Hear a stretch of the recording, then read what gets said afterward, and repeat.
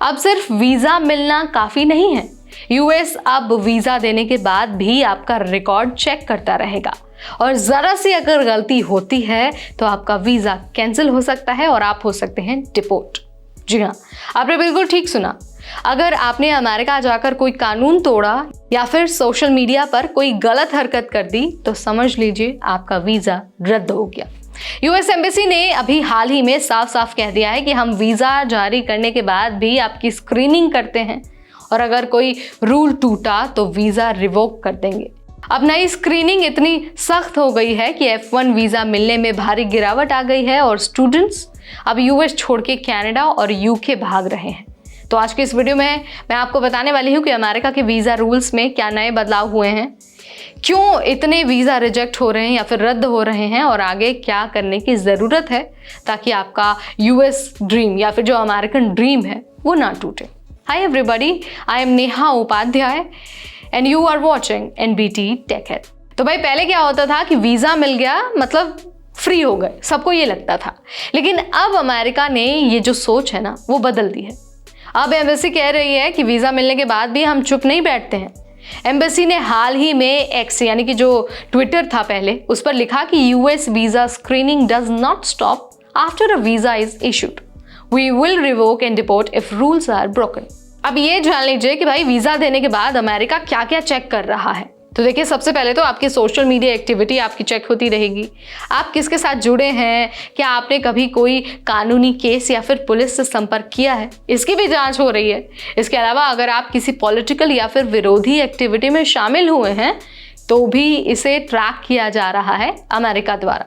कई स्टूडेंट्स के वीजा सिर्फ इस वजह से कैंसिल हुए हैं कि उन्होंने किसी प्रोटेस्ट में हिस्सा लिया या फिर FB या फिर इंस्टाग्राम पर कुछ पोस्ट कर दिया।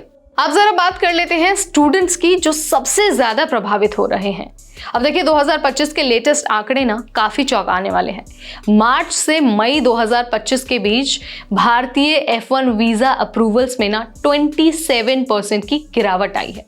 2023 में इस दौरान 14,987 वीजा अप्रूव हुए थे, लेकिन 2025 में ये सिर्फ 9,906 ये संख्या रह गई है और ये संख्या कोविड टाइम से भी कम है।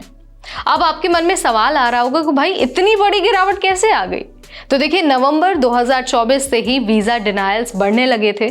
फिर मई 2025 में 27 मई से 18 जून तक वीजा इंटरव्यू बंद कर दिए गए थे। इस दौरान नई स्क्रीनिंग सिस्टम लागू हुई, social media scrutiny, background checks और पॉलिटिकल व्यूज तक देखे जा रहे हैं। एम्बेसी ने तो खुद कह दिया है साफ साफ कि students should keep their social media profiles public to avoid delays. मतलब अब आपका इंस्टा और फेसबुक भी वीजा डिसाइड करने में काम आ रहा है। अब वीजा लेना सिर्फ मेंटली नहीं बल्कि फाइनेंशियली भी भारी पड़ने वाला है। जी हाँ, 2026 से यूएस सरकार एक नई फीस जोड़ रही है और उसका नाम है वीजा इंटीग्रिटी फीस। ये जो फीस है ना वो $250 लगेगी, यानी कि करीब करीब 21,400 रुपए। अब ये फीस किस वीजा पर लगने वाला है? तो देखिए, F1 वीजा पर लगेगा, यानी कि जो स्टूडेंट परमिट है उस पर लगेगा।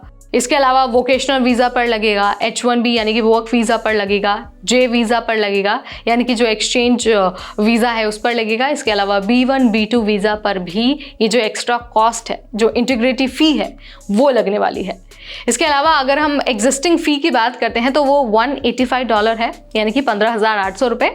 लेकिन अब जब इंटीग्रिटी फी 2026 से लागू हो जाएगी तो टोटल आपको देने होंगे $472, यानी कि 40,000 से भी ज्यादा। और हाँ, ये फीस हर एप्लीकेशन पर लगेगी, चाहे वीजा मिले या फिर आपका वीजा रिजेक्ट हो जाए। यानी कि रिजेक्ट होने पर भी आपका पैसा गया और डर तो बना ही रहेगा। अब सवाल ये है कि जब इतनी अनसर्टेनिटी है तो स्टूडेंट्स को करना क्या है? सबसे पहले तो आपको अपने ऑप्शंस को ना डाइवर्सिफाई करना होगा। पिछले 2-3 महीनों में एजुकेशन कंसल्टेंट्स ने यह रिपोर्ट किया है कि कनाडा और यूके के लिए इंक्वायरीज में बड़ा उछाल आया है। ऑस्ट्रेलिया, जर्मनी और आयरलैंड जैसे देशों की तरफ भी स्टूडेंट्स का रुख बढ़ रहा है। क्यों? क्योंकि वहाँ पर जो वीज़ा का प्रोसेस है वो ज़्यादा प्रेडिक्टेबल है, सोशल मीडिया वहाँ पर चेक नहीं किया जाता है और कॉस्ट भी कम है। यहाँ तक कि अमेरिका की जो यूनिवर्सिटीज़ है ना वो भी परेशान हो गई हैं। क्यों? क्योंकि इंटरनेशनल स्टूडेंट्स की संख्या कम हो रही है और उनकी इनकम पर इसका सीधा असर पड़ रहा है।